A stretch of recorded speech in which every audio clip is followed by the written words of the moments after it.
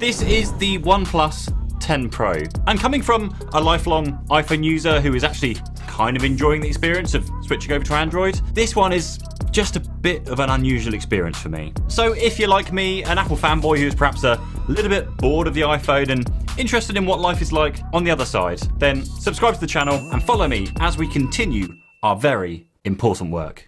This OnePlus 10 Pro is the predecessor to last year's OnePlus 9 Pro, which I did actually review on this channel, and with much hurrah. I actually really enjoyed reviewing that phone. It had a killer feature, fast charging, and tons of flagship features that I just hadn't experienced all in one package before. This year we get the OnePlus 10 Pro with the Snapdragon 8 Gen 1, 80 watt fast charging, 120Hz LTPO2 display, and Hasselblad cameras. So we have what looks to be an absolutely killer flagship. And paired with this OnePlus 10 Pro, I was sent a couple of Android watches to try out too, so I thought it was a perfect time to put those to the test, and we'll include a review of those in this video too. So as normal, let's talk about the good stuff first, then finish off on a high note with the bad stuff. So first up, let's talk good stuff. Firstly, the overall shape, look and design and feel of this phone is actually really nice. It's a solid, weighty phone. It weighs basically the same as the iPhone and the Google Pixel 6 Pro.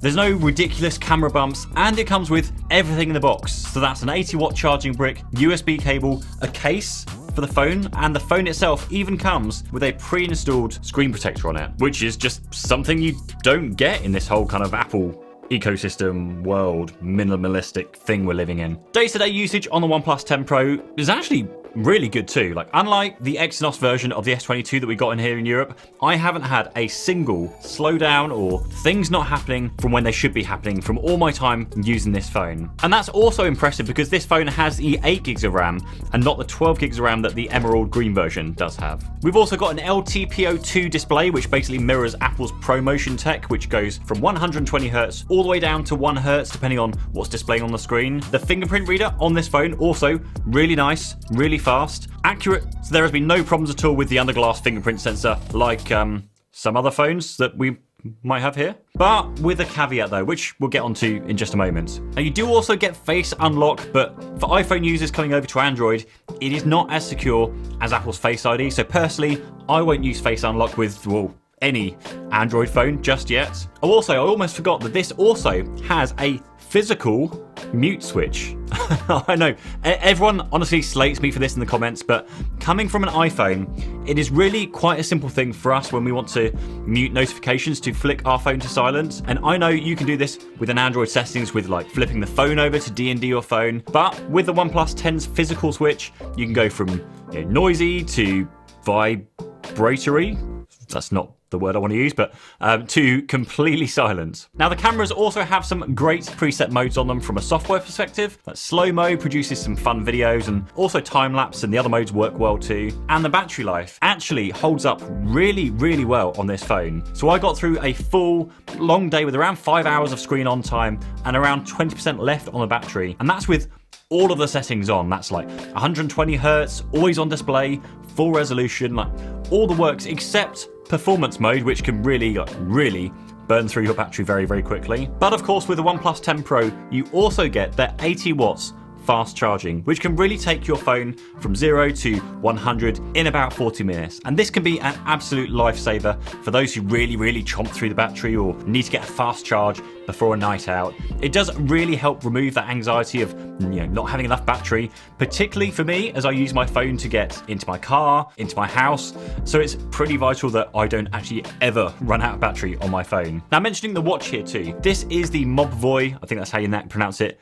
TicWatch Pro 3 Ultra GPS, and this thing is an absolute beast. Size-wise, yes, of course. Now I've been wearing it for 3 days in a row, and it's lasted for all 3 of those days without charging. And that was with everything switched on, all the heart monitoring. I also did an hour's workout every single day with this, and actually it's a really nice, solid watch. And I actually found in some cases it is more responsive than the Galaxy Watch 4. And you also had the option to put this into essential mode, which just severely restricts what it can do and turns into more of a watch type of watch, which also has that old school, the backlight you used to get on watches. Though this time you can customize the color of the backlight, which is kind of cool. And also a slight added bonus, but I'm sure this thing miscounts steps, although this is horrendous because I've only done 500 steps today, which means I need to get up and do something. But this makes it really handy for my Vitality health insurance, which then pays for my Amazon Prime membership, cinema tickets, free drinks, and just a whole load of other stuff too. So I'll leave a link down below if you want to see what that Vitality thing is all about. And finally, a watch that lets you use the Google Assistant on the watch, and it works with all of the Google Fit apps too. So yeah, very, very positive. It's very brief, and here's the E3, the slightly smaller version of it as well. A very, very brief review of the TicWatch Pro 3 Ultra, and this is the TicWatch E3. Mouthful of names. Oh, before I forget, iMessage, because I keep forgetting about iMessage. Now, this is very personal to each and every person using iMessage and their, particular situation. But honestly, after a while of switching to Android and back now, it's really not a huge issue. Now, if you are desperate to keep iMessage, then I'd recommend checking out Beeper, which I'll link up here, which I've actually been using for around about a year now or so. But 90% of my conversations have now been moved over to other platforms like Facebook or Instagram or Signal or just any other app with pretty much the same features and functionality. Now, before we get into the bad stuff, I am currently running a worldwide giveaway on this channel for one of these. It is a brand new iPhone 13 Pro in graphite, the 256 gig model. And because we are approaching an insane number of 50,000 subscribers on this channel, all you have to do to enter is comment down below, what tech are you looking forward to buying this year? Then once we do hit 50,000 subscribers, wow, I will be posting a video to announce the winner of this 256 gig iPhone 13 Pro in graphite. So make sure you don't miss that video. And please be aware that there are a lot of scammers in the comment section right now. So I will not ask you to send me a message on Telegram. I will not ask for your money whatsoever. Just wait for the video where I will call out your name on this channel, and that is where you'll find out if you've won or not. Speaking of scammers, let's talk about the bad things, the bad stuff that I really don't get with the OnePlus 10 Pro, and also a few on the TicWatch as well. So let's just cover off those first. Now, firstly, these are like really minor things to be honest, but there is no quick mode to lock it when swimming. Now, I've only found a way to do this when starting the swimming workout, and there doesn't seem to be a way to trigger the water lock on it unless actually starting the workout. Bit of a pain. Also, the setup process just seemed a little bit clunky, like considering I'm used to, Apple Watch on Apple phone with the Apple Watch app on the Apple phone. It's all like in there, whereas here you have to download the Google Wear OS app first, pair the watch up, which is fine, and then you're encouraged to download the Mobvoi app, which I'll be honest is a really confusing mixture of like fitness goals, an explore page, your account and your profile, and then the device itself where you can't actually do anything with the watch. So a little bit confusing, but for the price point of this watch and all its features, its insane battery life and everything else it's got going for it, actually I'm overall very, very impressed with this watch. So back to the phone now, and honestly I have really, really mixed feelings. For the camera, I remember last year's model had such good cameras, but this year, perhaps I'm just seeing this now because I review a lot of phones nowadays, but I am seeing major color shifting when switching between lenses, which isn't, of course, usually an issue when taking individual photos,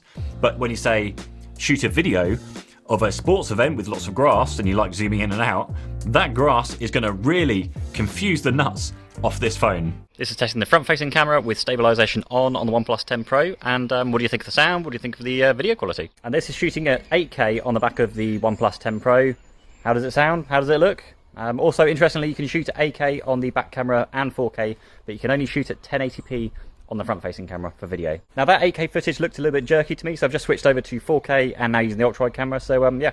See how that looks any better? Slow-mo on this phone also just misses focus constantly. Even with a single subject in the frame, it was still hunting for focus. So I'm not sure how it can get it that wrong. So whilst there are some good and fun modes for shooting videos and photos, I don't think it's a reason in itself to get this phone. Now, when it comes to the display and performance, whilst it has been a 99% solid experience, I have noticed some weird scrolling effects, glitchy scrolling effects, specifically in Instagram, where scrolling just behaves really unusually. I ran a screen refresh tool. I actually ran a screen refresh tool that shows it switching from 120 Hz down to 60 while scrolling, which just then ruins the ability to scroll through your feed quickly, as it just seems to hop, skip and jump all around. Now, there are also some issues with that always on display and that fingerprint sensor, because whilst the always on display is actually always on, unlike some other phones that I've tested, the fingerprint sensor isn't.